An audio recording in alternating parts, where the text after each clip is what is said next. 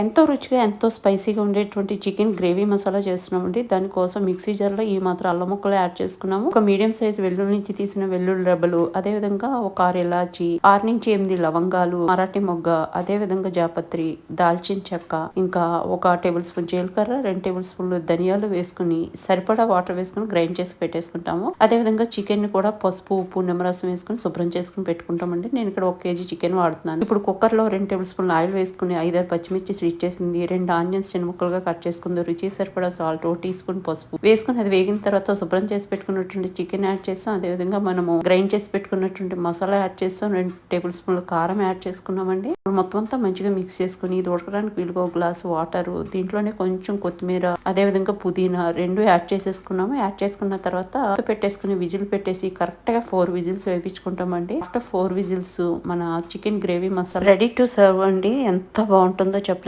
చాలా బాగుంటుంది. ట్రై చేయండి.